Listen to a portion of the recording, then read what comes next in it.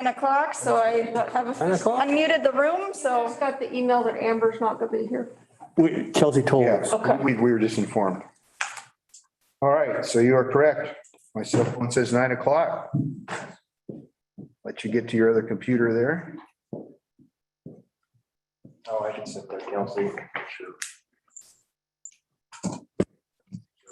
Have a second to relocate there.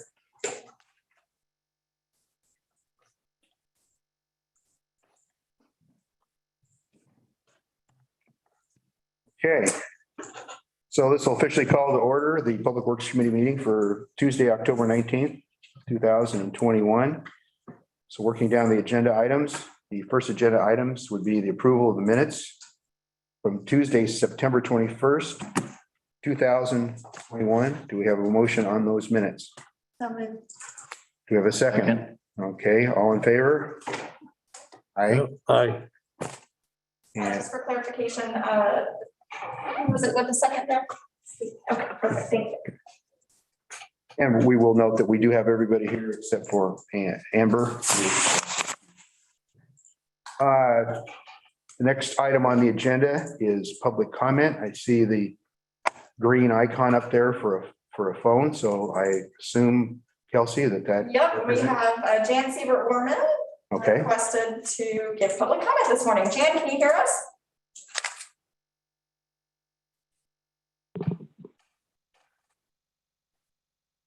Hello, There you are. can you hear me okay? You can. Go ahead, Jan. Okay. Dear Public Works Department folks and Public Works Committee volunteers, thank you all in advance for having the Cannon Beach Water presentation today and for answering the important questions raised to help us all better understand this precious resource. May we continue to work together to conserve and protect the water for the people, animals, trees, etc. And may we help create a legacy of healthy water for those who come after us. Thank you. thank you, Jan. We appreciate that. All right, so that will conclude the public comment section unless there was any other, Kelsey? That was it. Okay, so we'll move to the next agenda item, which is number 4, which is the utility relief requests. If my records are correct here, I think we had one. Is that? Had one, and let me flip to that real quick. And if memory serves me, this was denied on the basis of sort of a delayed repair. Is that what the rest of you are seeing there? Yeah. Okay. We could go right to a motion on that, or we could discuss if you want. There's no discussion. Based on that. Okay, so we've got a motion to support the denial in a second. All in favor? Aye. Aye. So moving right along. I inadvertently kind of sort of skipped over this last month, and Trevor corrected me, and I still feel bad about that, so I'm not skipping over it this month. Public Works status. We got our contract finally from the state for a $586,000 low interest loan that will put the 3 seismic valves, one on each of our water tanks. And I have a call with the state tomorrow morning to kind of walk me through what our next steps are. Now that we have the contract on how we do drawdowns to move forward and have that engineered and put out to bid ultimately. So that's good news. Took them a little more than 6 months to get that contract to us. So you guys can see how long and laborious this process is when it comes to loans. Nothing happens fast on these things. The Haystack pump station is out to bid. It went out last week, and we will do bid openings this Friday. Once we open bid, then it goes to council to let them know the contractor that is our intent to award the bid to. And then we'll be able to get started on that.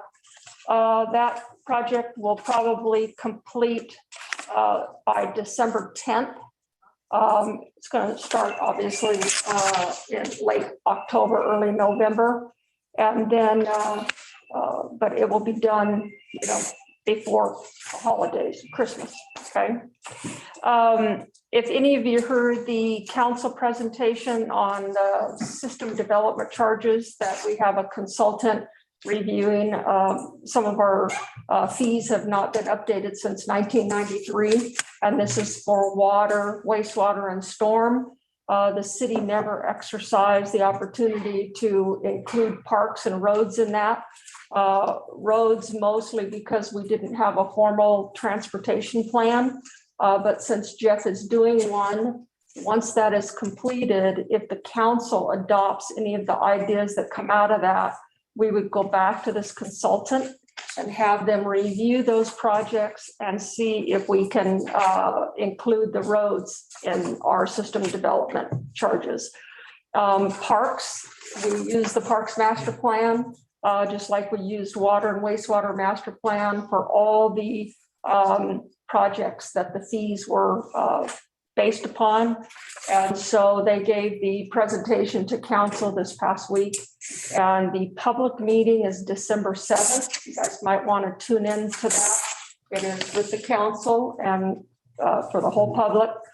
And so it'll be another review of that, and council will actually decide at the next work session. They'll talk about the public meeting, and then they will vote if they're in agreement with what the consultant has proposed as far as the adjustments to our system development charges.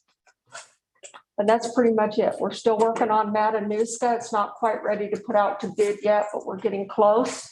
And we've heard no word from FEMA on the 4 generators that we've applied for. Kelsey did a follow-up with them and asked them if they could give us any kind of a time frame on when we might hear if we got those generators or not, and they didn't give us anything to really hold on to. So it's just a sit and wait on those.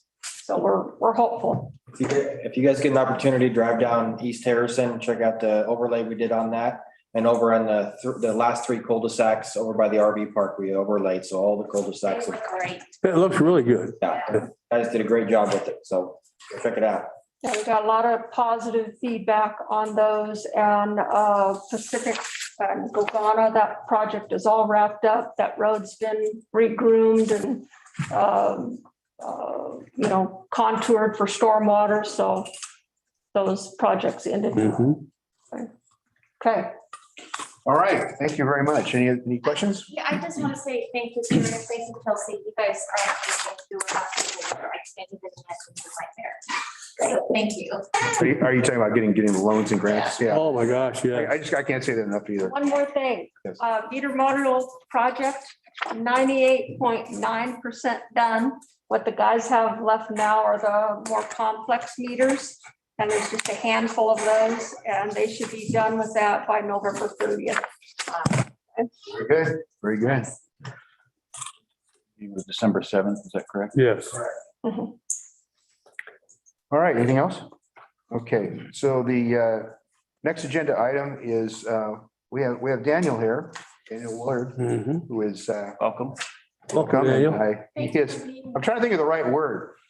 Veteran, expert, long-serving, there's probably some word that encompasses all that. There you go. I like that. Yeah, institutional knowledge. Boots on the ground. Yeah, so I tried to cover it. I think I did. And we had some questions mainly from the public last month, primarily surrounding the use of the Cola Creek water. Mhm. And it's been kind enough to be here. I see he spread a lot of papers out. So there's 2 different ways we can do this. Your choice. We got plenty of time, obviously.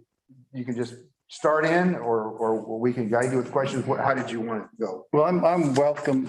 I welcome any questions or interruptions, even if Okay. you don't understand, have a question about what I'm talking about. Okay, just go ahead and didn't realize I've never put a packet together before and then realized I needed to stop at some point because there's so much. See a lot of paper. But at least for the four of you, I need to, maybe I'll just throw all this at you guys. Yep. But Thank you. Thank you. Oh, very nice. Thank you for taking the time. Thanks, Daniel. You bet. If you guys would do me a favor and encourage Amber to listen to this meeting afterwards, because really this was to kind of give everybody on the Public Works Committee an update on how our flow works, because we have Yes. a lot of new members as well as the public. So reach out. I was gonna say, who has the best contact? Would that be you? Okay, so Okay, Janae. Janae, you're tasked with that. Thank you. so the first thing I've got on here is proposing some new water rates, going back to 1972. Thought we should, a little retro, that's a joke. I don't know. I see it right here, August 17th, 1972. 72, that's a while. Bucks, huh? Yeah, we were all in line for gas. We're gonna repeat that. That's right.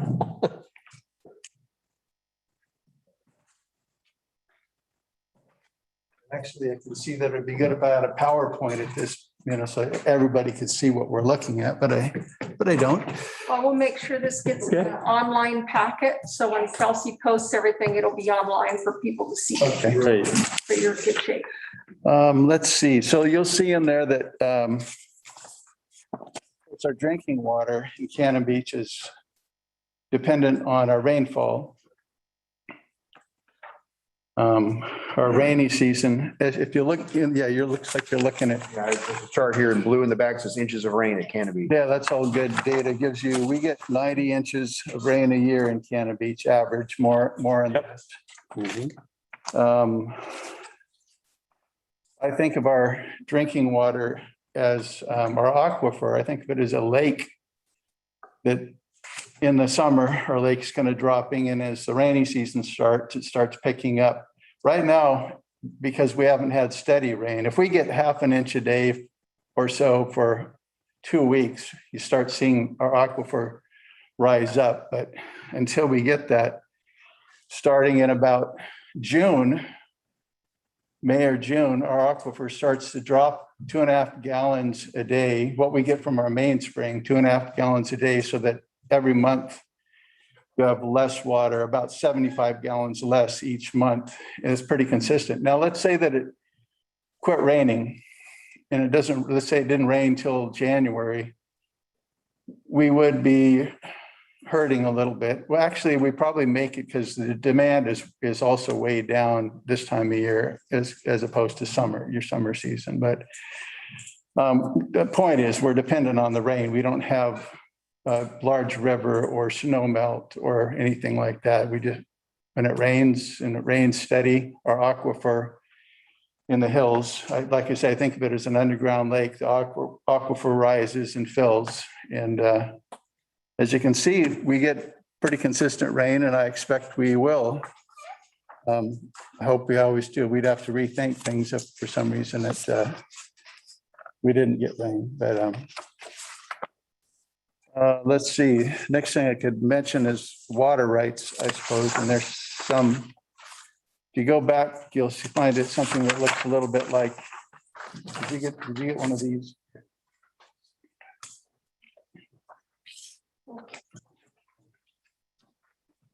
So this is an application back from 1913, one of the original applications for the using water from our main spring. Which, I wonder if I can give you that one. I don't think I've got one. Right Maybe here, right here. About 3 pages back. Not in my packet. I don't know. If that one would be great. Oh, thank you. Yeah. I'll have it. Just some of this is, I think, just interesting to go back and see where it began. They had to apply for, in this case, they were asking for 3.6 cubic feet per second. There's 7.5 gallons in a cubic foot. So to change it to gallons per minute, you'd have to do the math per second to 60 and 7.48, 7.5 to cubic feet. Just to give you a visual, because it took me a while to understand what a cubic foot was, it actually is a foot of water. If you have a little aquarium, or I have a cube here, and how many gallons can go into this, gallons of milk, gallons of water, pick your, it's 7.5 or 7.48 is how many. That's how we read meters, or how we charge, is by the cubic foot. A lot of cities do gallons, a lot of them do cubic feet. Some of these are to keep track of, I think, with our minimum's 400 cubic feet is where you get charged, whether you use water or you don't use water. 400 and under is the same. You get charged the same. So 7.48 gallons equals a cubic foot? Yes. Very nice. Okay, that's, So you imagine pouring gallons into this, that's what you get. And that's a good thing to know, good real good. foundation. That's a Homer bucket and a half. Okay, yes, I would think so. I think it'd have been wine. There you go. On the- Box wine. That's right. Okay. Box wine. Let's see, any questions at this point? So this is from 1913. It says the source of the proposed appropriation is unnamed springs. Yeah. So fast forward, whatever, 100 and some years, is that we're withdrawing from at this time? We now have All those years later?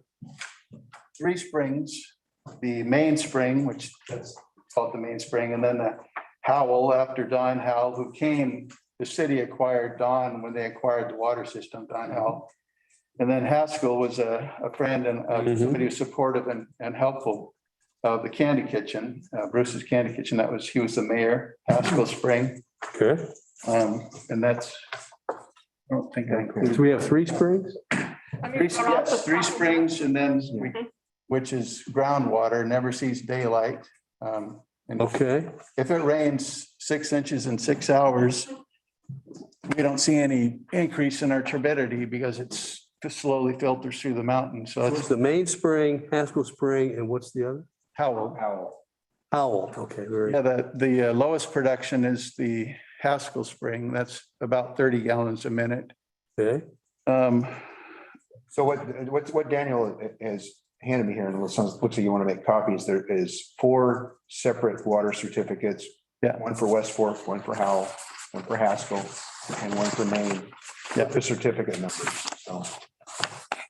Yeah, and those are springs were in the study. Yeah. I remember reading that when we read those studies. So the rough ages of each of these certificates, and I assume they're all in, they might be right, no, that's not a date. Are they all in effect now? Yes. Okay, I imagine some of this has changed from the original application, but yeah. okay, all right.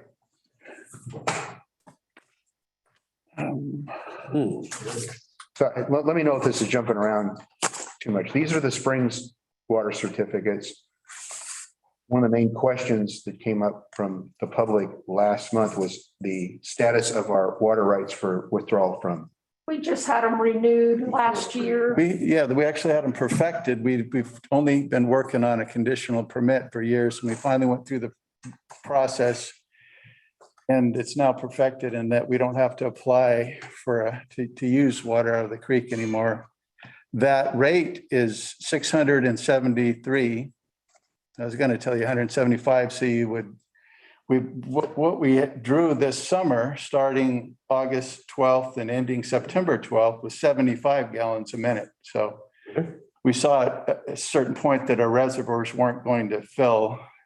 And it started on the 12th of August. And that's kind of typical. I went back to the last time we took, I think it was 2016 that we took water out of it. And it was actually on the 12th, coincidentally, of August that we started. And at that time, I think we quit 3 weeks into it. Summer. And if I recall, I think one of the questions were who gave us permission or whatever. So we do have that. Yeah. Grant, I mean, It's your water right. Yeah. water right. So we have the permission to do that when it's necessary.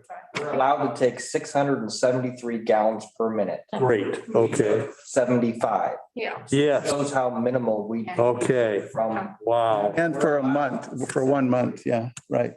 Yeah, and in the jargon of perfected water right, that would be the final step.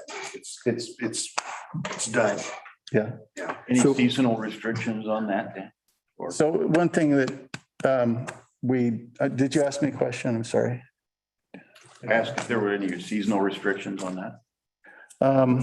The creek is, I think the state looked at how we were using the creek, when we were using it, and called it it eventually called it I think they called it an emergency. I don't know if the word's emergency, but we don't use it every summer. We use it only when we need it.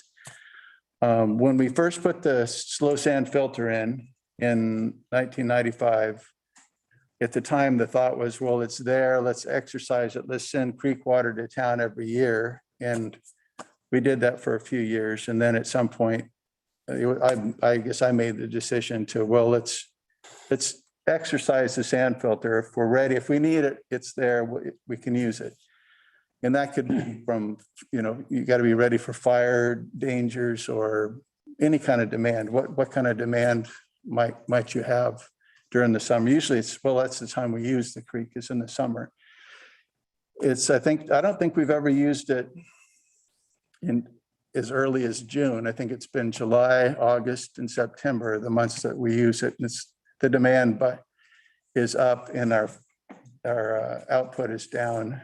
I noticed on the chart for the annual rainfall, 2019 looked like it was really down. Yeah. So did we have to tap in then or? 2019, I think it was about 3 weeks before the summer was, or usually the end of summer, people go home and our demand goes down. But we thought, let's see if we can try to make it.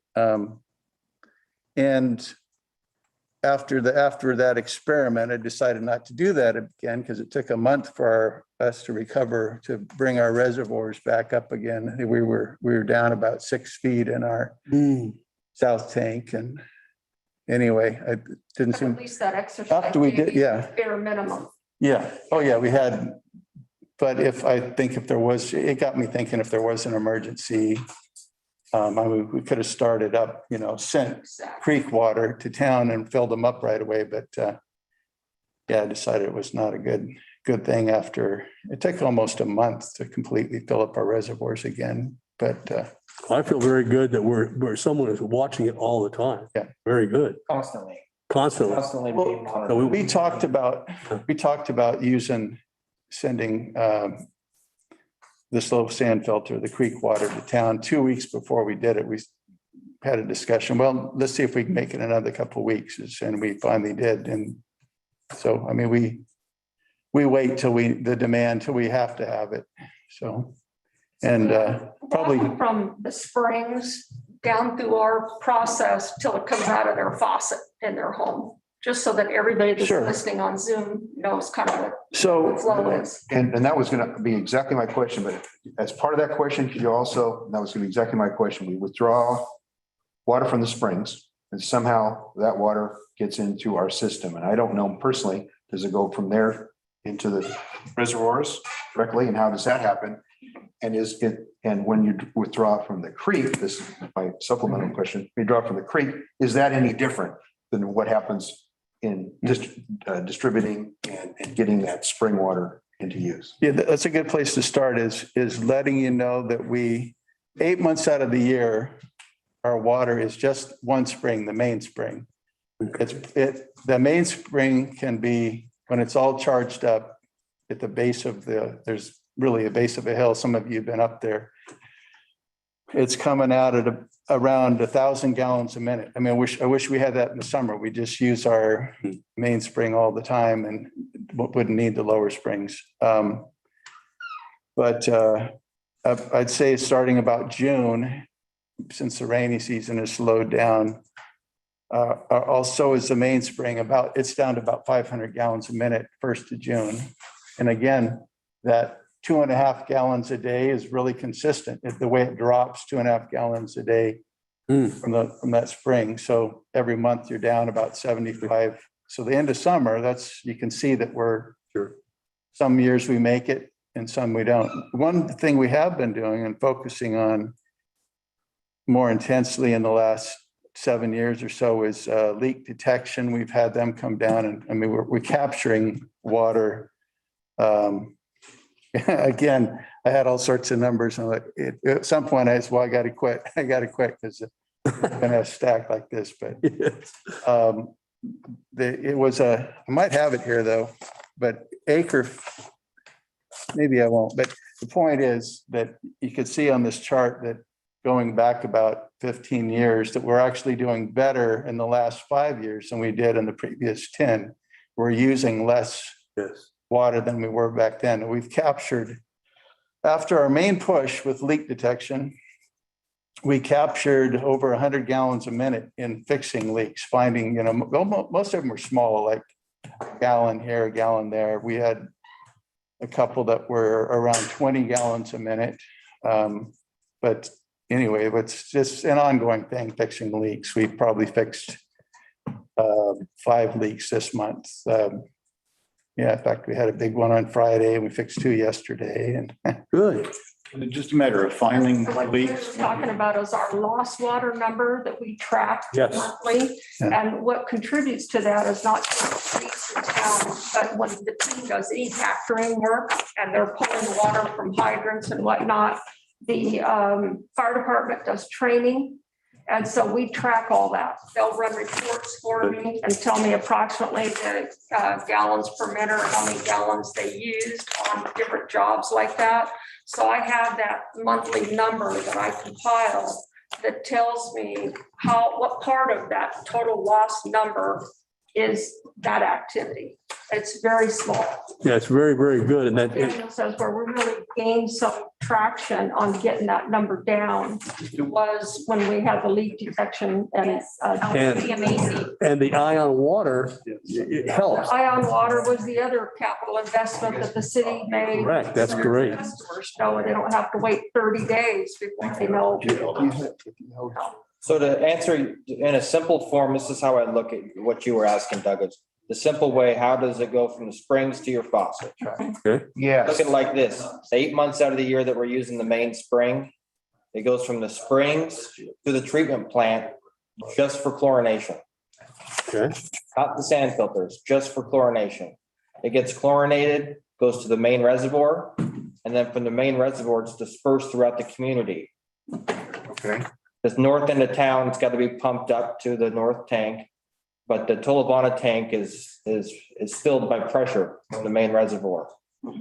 The other times of the year when we get the sand filters ready, that's when we're introducing creek water into the sand filters, and that process starts at that point. And that goes, we pump it in, it filters. Think about the old Brita. I don't see too many Brita filters anymore. They used to be a thing. Everyone pour the water in the top and it comes out clean in the bottom. That's what these sand filters are like.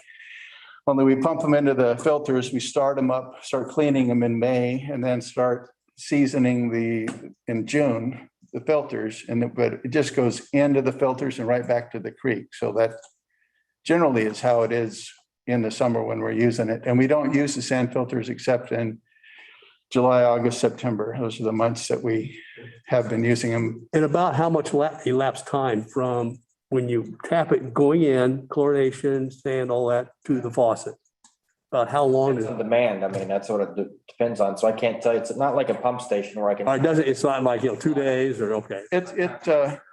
We've done tracer studies, and what they do there is turn the chlorine up and also turn the demand up. The last tracer study we had to see what the detention, we use chlorine. That's the only way we disinfect our water is chlorine. The only thing we need to do. We don't have to.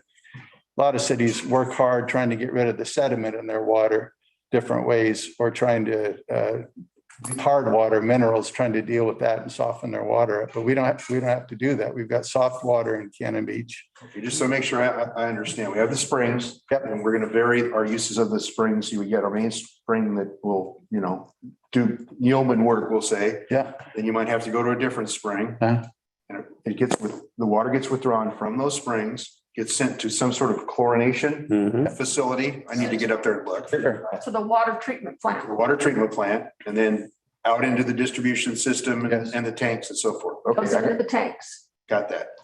then out into the Then now, community. okay, now we're in a situation where we have, hypothetically, where we have to withdraw from Cola Creek. It's going to come out of the creek pursuant to our water right and within the parameters of that water right. And it's going to get sent through the sand filter first. The sand filter. Then does it go for subsequent chlorination? Chlorination. Okay. And then it's the same as the springs. Same path, it's just that it's going to the sand filters first. First, okay, I got good understanding now. got it. It's just supplementing the spring water. We're not drinking 100% creek water. Like you said, 75 gallons a minute, that's next to nothing. Yeah. When you talk about. Actually, when you have 673, you do. Well, actually, that is a good point. We've never been in a scenario where you've had to draw 100% from the creek. Right. It wouldn't be enough anyway. Yeah, I get it. Yeah. So you're using it as a supplement, as you say, in those situations. And you're, Like a backup. Okay. We always have to be prepared for the worst case scenario Yeah. in August. Yeah. yep, You know, that's why when the filters, when you guys walk out there and you see the sand filters full of water, there's a lot of prep that we have to do to get these things ready so we can introduce it like that. If Dan has to flip a switch and start sending water, he's ready to do it. Yeah, what's great about our system, one of the great things is that, like I was saying, 8 months out of the year, we're using just the mainspring. And the only thing going on, there's no pumps involved at this point other than the chlorination pump. So this, because the mainspring is a little higher, say 20 feet higher than the filling the reservoir, it's all gravity. It just gravities to both of our reservoirs. We've got a 1 million gallon concrete tank and a 1.6 million gallon steel tank in Tolivana, at the far end of town. And then we have a small one that we use for pumping in the north zone up higher than, it's all higher than our reservoirs. So, or than our main spring. So we got to pump up the hill. And that's a 30,000 gallon tank.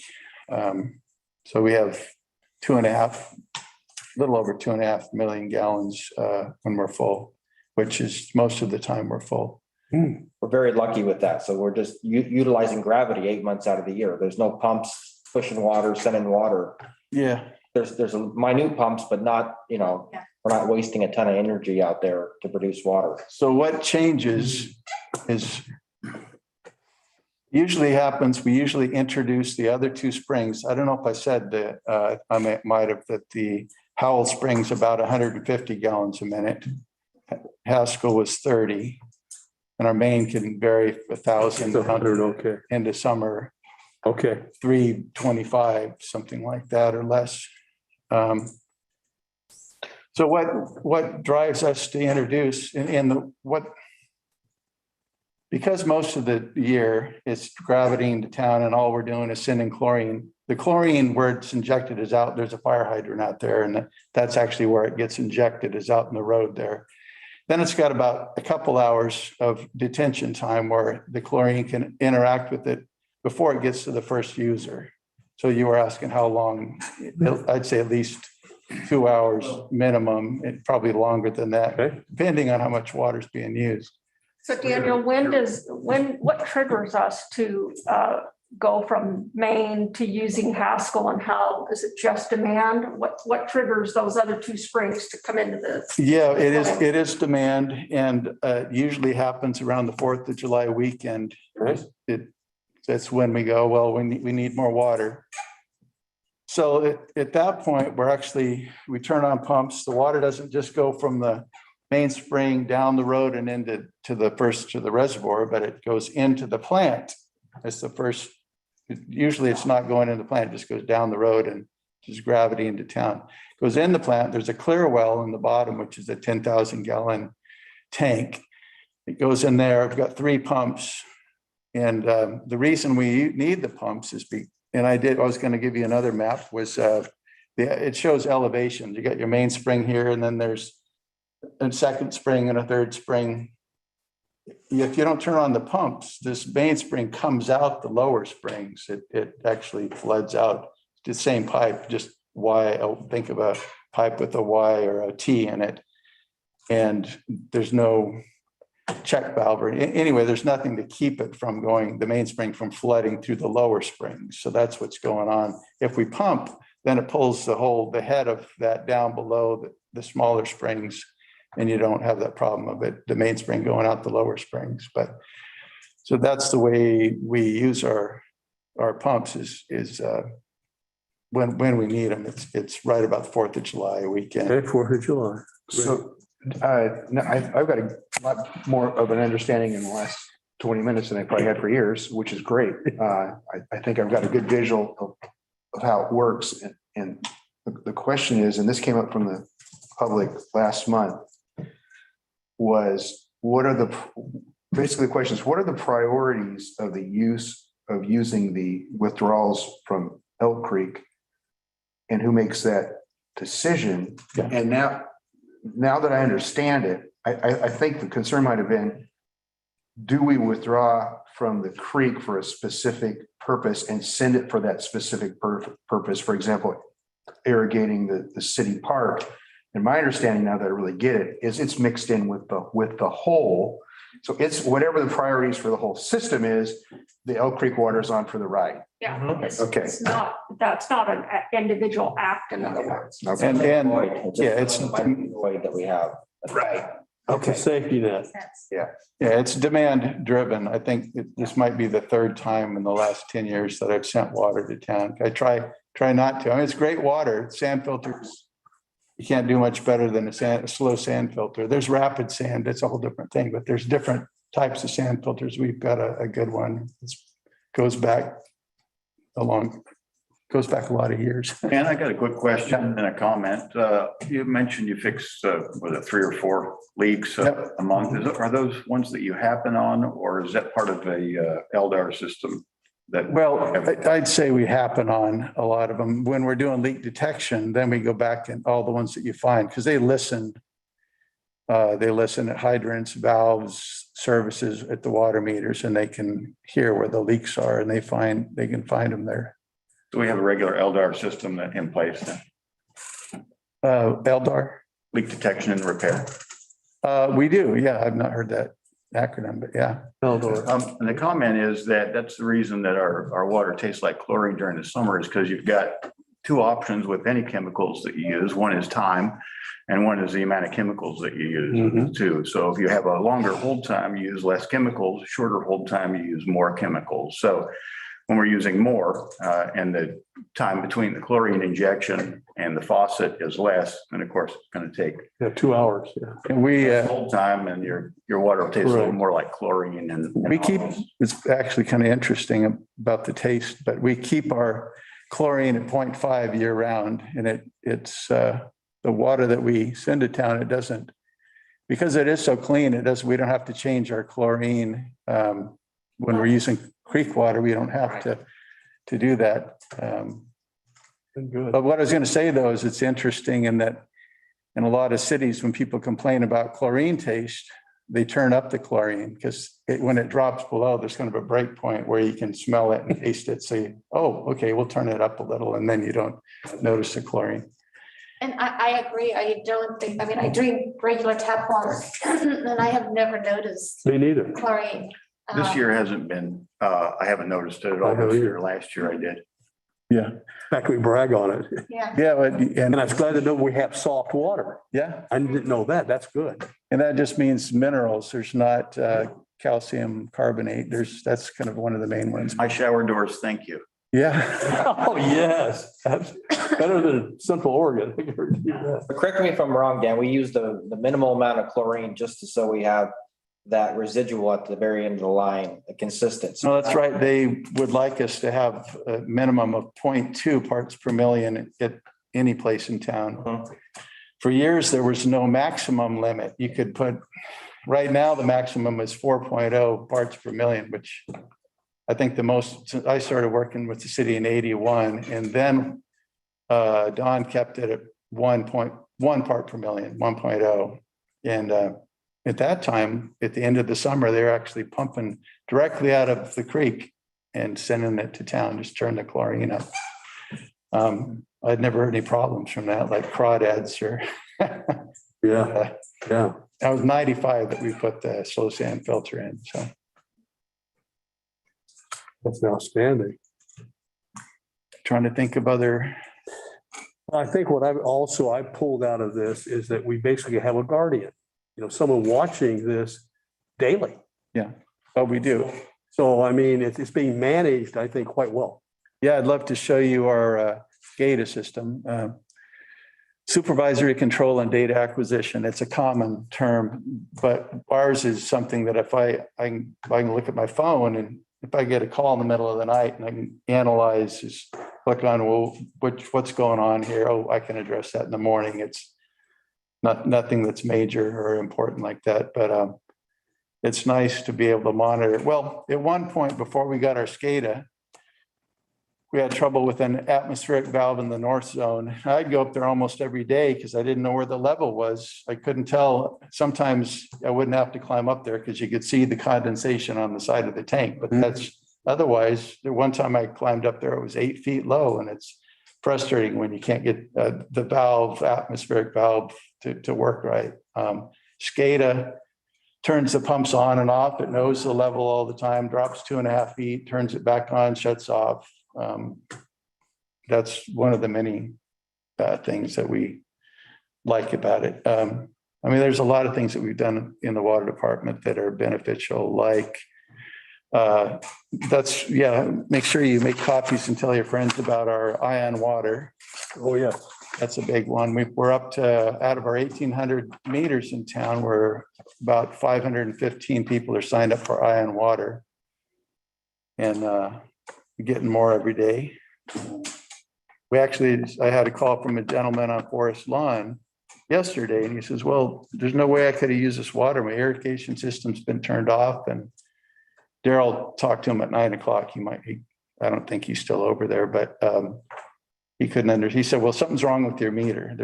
I couldn't use that much water. When they could look at his account and see that every day at 6, something would turn on, and at 6 hours later, it would turn off. He was thinking his irrigation system was not running, but we can see that with these. Wow, that's very good. And when I joined the committee 2 months ago, we had 364. So at 515, we're in good progress. Yeah.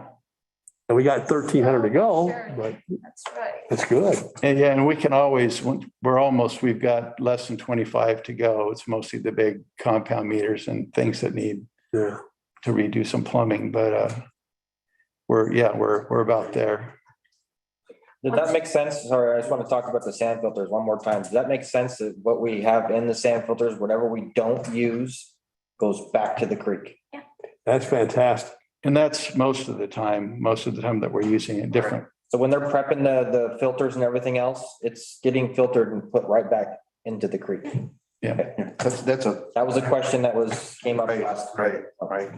That's a huge. So that would be properly characterized, Trevor, and Daniel, it's basically a sand filter maintenance process. Exactly. It's part of the, And I call that repurpose. We're repurposing that water. when he got those prepped and ready to go, he could put the light switch and we can send it to town for whatever reason, whatever the reason might be.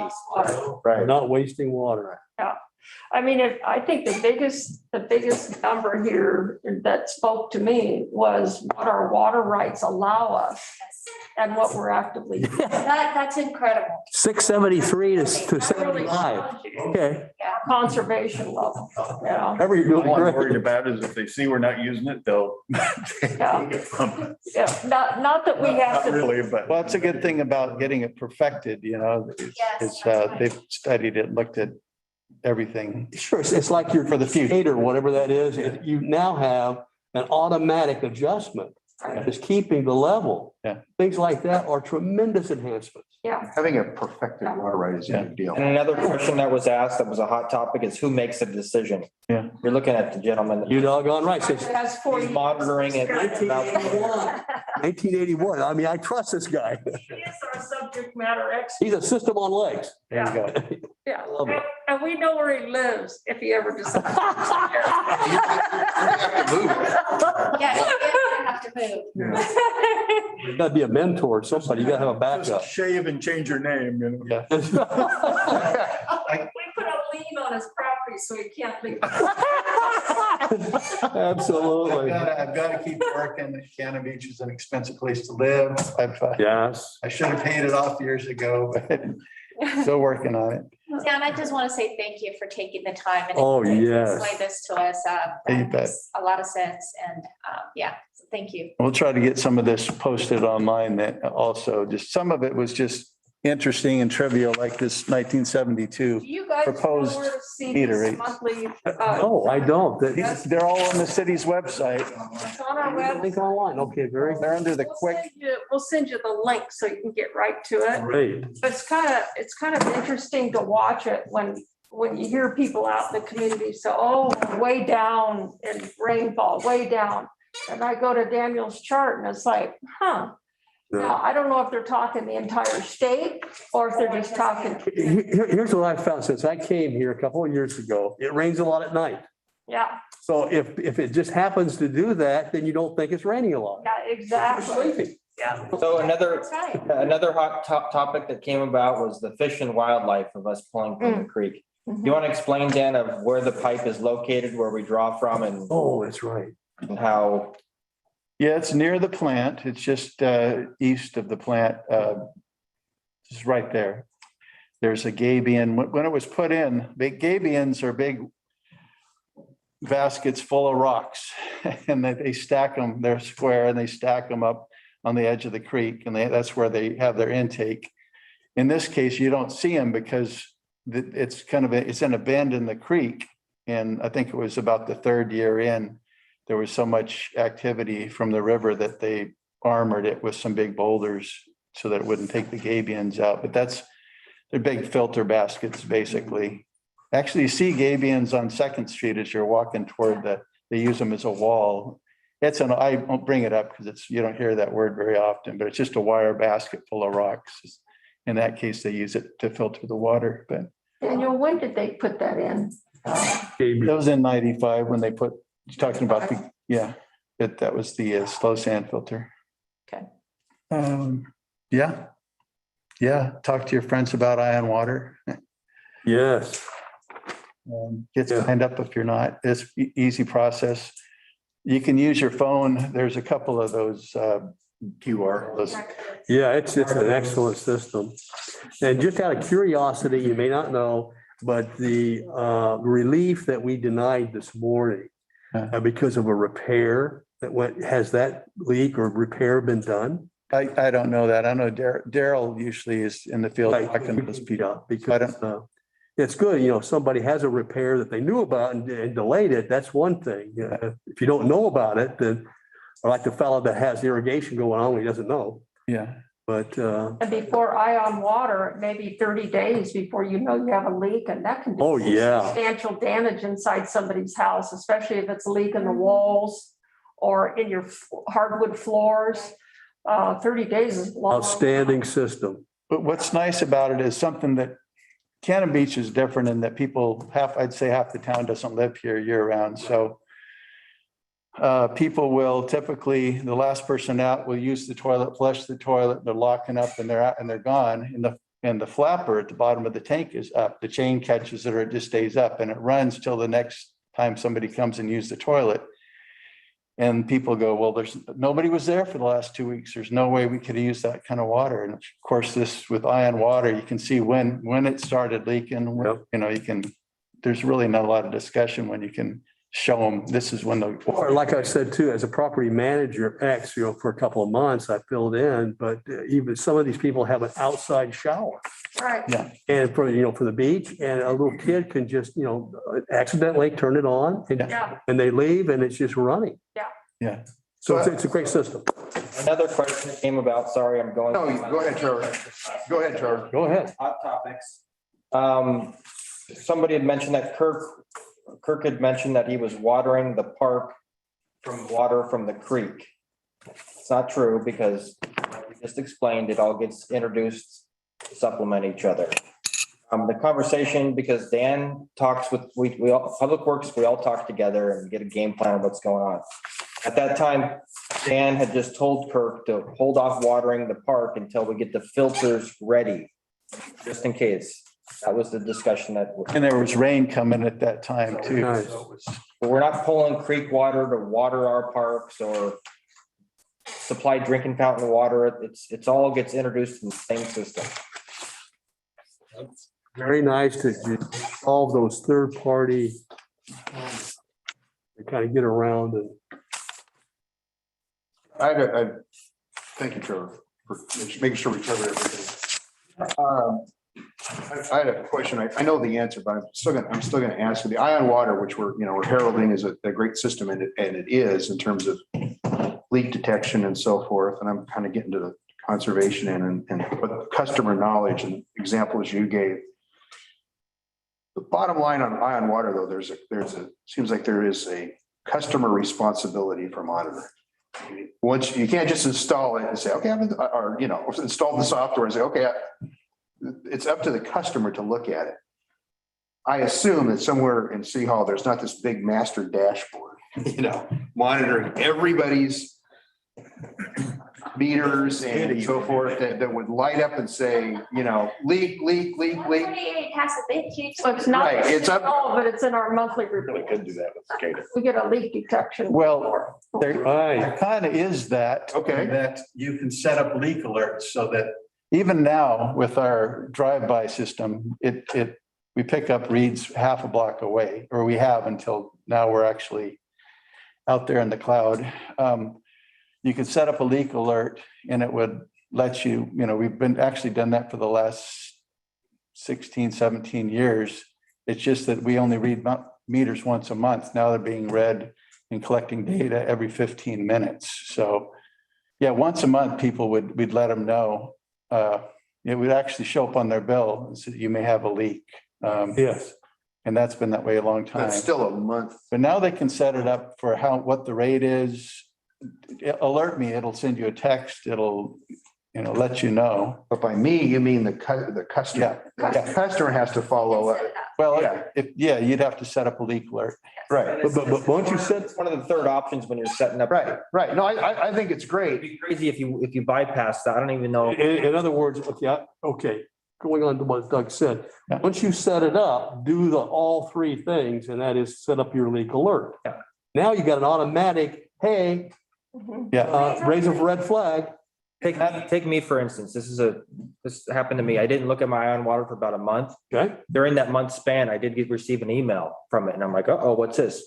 I had a leak and my toilet flapper got stuck. So I ran home real quick it just flew. Okay. So I wasn't monitoring it every day on the app, but I received an email Got an that alert. said, hey, you could possibly have a leak going on. Okay. So, you don't have to monitor it and Yeah, click on the app every day. Yeah. Just set the parameters. yeah. So it's not really a burden that of did- customer responsibility to constantly be in there. Yeah.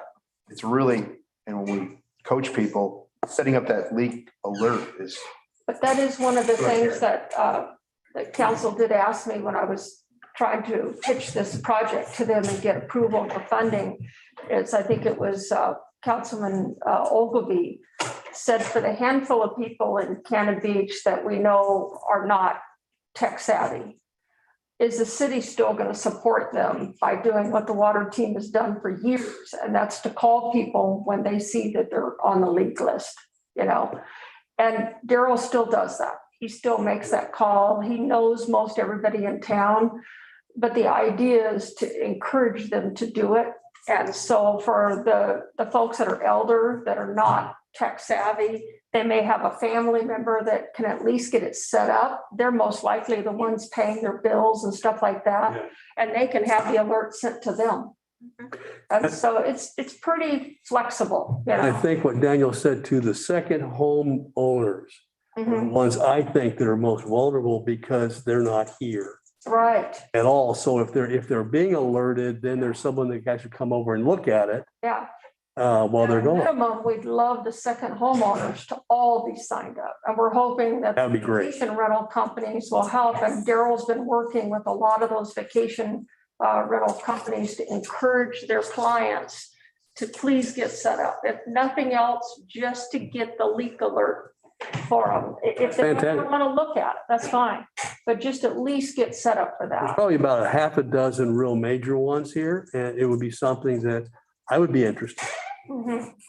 So next year will be the year that we have the leak detection company come back. We kind of decided it wasn't necessary annually, not necessarily even every other year, but every third year we've committed to budget for it.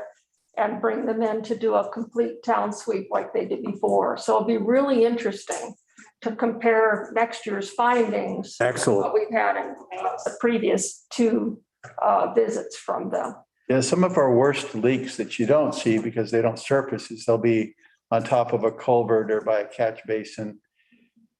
And we used to every year walk up and down the presidentials in the summertime, and there shouldn't be water coming out, usually during when it's not the rainy season, coming out the culverts and the beach outflows. And that's how you'd find some of your leaks is they'd be getting into the culverts where some of the lines are near a culvert. And that's where you find them and fix them. I remember a few years ago, we had a leak in town that was really affecting our water usage. And the leak was my neighbor and I had no clue, but it was going directly into the catch basin. My neighbor had no water pressure difference or anything like that, but we were searching all throughout town and come to find out a neighbor. But it just shows you that not all of them surface themselves. If they got a pipe going to, the water's going to go path of least resistance, and then we don't see it. But that's how we noticed it. It was the middle of August, and my catch basin out in my front yard, you could hear water coming down. I'm like, this should be dry right now. Anyways, that's just. Yeah, ask Trevor if you're interested in seeing it. I take pictures of most all of our jobs, and there's some good. The leak we fixed on Friday was a big one. It was on Sunset, just as you're going up the hill. That was by a catch basin. We fixed two of them yesterday in South Pacific, 3500 block. Yeah. Any other Great work. questions for Daniel? Thank you very much for being here. Thank you from the group. Thank you from me. I know a lot more now than I did when the meeting started. I think I could almost explain it to somebody else if I had to. It helps to understand the flow, from the very beginnings to you turn your faucet on in your home. Yeah. And I think a lot of the questions kind of flushed out some of the misnomers about how our system actually feeds into each individual house or business. Right. Yeah, I'd be happy to give the whole committee a tour, a walking tour, a driving tour out to see. If you haven't been to the springs and if you haven't seen it, Yeah. I would really like that. the plant, our slow sand filter, the plant itself is actually 3 levels. There's the top part where all the electronics are, and then there's the middle that's got pumps in it, and under that, the third is that clear well I was telling you about.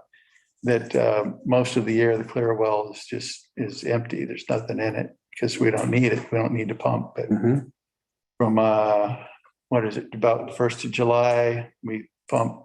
I'm about ready to turn them off now because our what's coming to town is about leveled off. It's not dropping that 2.5 gallons a day. So once we get some steady rain here, I think we'll turn off. What we'll do next is turn off the 2 lower springs and change the valving so it goes straight down the road. And that's just gravity for the next 8 months. And just all we're doing is injecting chlorine into it. So at 0.5 part per million, 0.5 is what we keep it at. So that's 0.5, great. Thank you. so pray for rain. It comes and Oh, yeah, starting tomorrow. there you go. Pray today. You'll say, Here we go. answer. Thanks again, Daniel. Thank you, Daniel. Really appreciate it. Fantastic. Thanks, Dan. Thank you, Dan. Good job. So folks, it's getting close to 10 straight up. What I would propose, since it's just a continuing discussion on the utility relief, not that it's not important, but it's not something I said we're going to conquer overnight. I would propose to carry that over to next month. Is that all right? Yeah. Yes, great. Okay, so Kelsey, just go ahead and carry that over to next month's as an agenda item. And good of the order, anything? I have something for. Go ahead, Janae. So I was approached by some people from the community saying that they wish that Public Works would post at the end of each street when there was going to be work done. I said I would pass it along. I explained what the procedure is and how they get notified and things. And for some reason they seem to think that we don't do it. I see it all the time. But that was one of the proposed things that it's like, well, why can't they just post it at the end of each street? When the work is And I've been approached about this, and it's space. we don't have a lot of space. And I get the signage and everything else, but we don't have a lot of space. We can't put up sandwich boards. It'd be difficult for us to, especially about paving, because it's all changing, weather and everything else. So my communication skill is the phone and get out on the streets and start talking to people face to face. We put it on Facebook, we put it on our website, so any active projects, Rusty has it on, new topics, so it's quick to get to. We have our Public Works project sheet that we update every month. So if people would look at that, they would be able to stay up on what's happening. It's just, they don't always look where the source is communicating to them. And I agree with Trevor. Last thing we need is one more sign out somewhere where it gets knocked down, it falls over, people don't see it. It's just something for us to have to constantly manage, and it's just not reasonable. Thank you. No, I agree. So I just thought I'd pass it along because. Sure. Thank you. So there we go. Good. We're trying to make the locations where we post this stuff easy to find, because I realize our website is complicated and people struggle with that. Rusty's brought it a long way from where it used to be. And so he's got those quick, little special areas where all the real-time things are happening that you can click on and get to the important things. Facebook is always live. I mean, as we were doing the paving and the weather kept pushing it, we were posting every day what's happening with that. And I realize, again, people don't always have Facebook, but we have what I call lovingly the town criers. And when they see it, they usually let folks they know about it, that they know don't use Facebook. And so they help us in getting that information out to people, especially people that are in the area. And like Trevor says, in these last several paving jobs, we use the same same process that's been in place since I've been here. And that's to send letters, to make phone calls, to knock on doors, to post it on the website. And now we have Facebook, we post it on Facebook. Yeah. So that's always been the process. There's always going to be people that swear they didn't know anything about it. And so we try our best to let folks know. And I've got one other, Clatsop County has alerts you can sign up for the text. Yeah. And that's okay, but then you get irritated for so many texts. So, and you can't just send it to somebody that's affected. Yeah. So if you start that, then people on the other side say, Yeah, those things should be really special. yeah, Yeah. true. So anyway. ODOT does that. They'll send us the notifications when they're going to be doing a road project. And you get to the point where you don't pay real attention. Right. That's the downside of that. Yeah, me too. So, Yeah. yeah. So Hey, thank you for No, bringing and that forward. Thank you. guys following up. I do appreciate it. So to make sure that I'm telling the people the right thing. Yeah. This is what we do.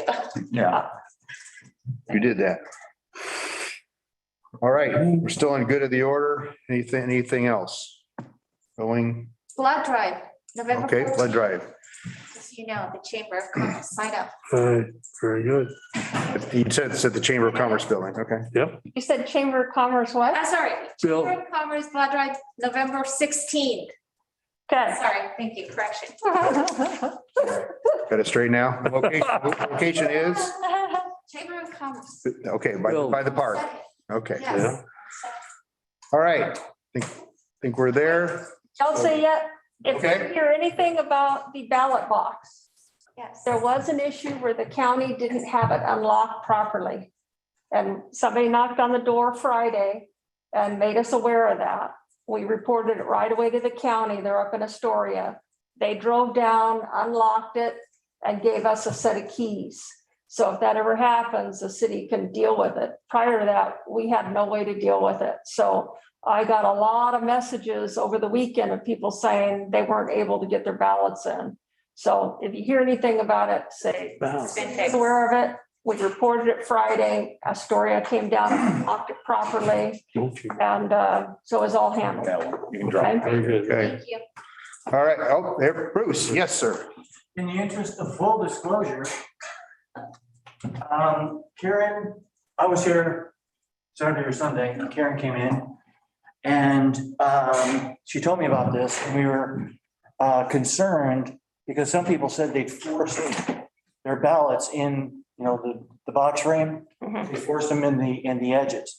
And it really has to go in from the top in order to go in the box that's there. Catch in the basket. And so we would not normally have done this. Karen Wisely was not willing to do it by herself. So she and I went over with thinking that if rain gets in, any ballots on the bottom might be damaged. And so we did open the box and found there was one that had been forced in from the side. There was no water there. So we just put it into the box. But if anybody, I jokingly said, let's go inside now and turn on Facebook and see how many people saw us Yeah. in the ballot box. Oh, God, yes. That's, but we did. Somebody brought us the keys. They said, if you have to open it, have a witness with you. I said, Hey, great. so like Bruce said, over the weekend, when people sent me messages saying, I pushed my ballot into the side and had to use my pocket knife to get it all the way in there. Is the rain gonna ruin it? It's not counted. So Bruce said. We just didn't want to have any, potential. So Great. Yeah, thank you, Bruce. All right. That's it. Anything else? All right. Public Works meeting for October is adjourned. Thank you.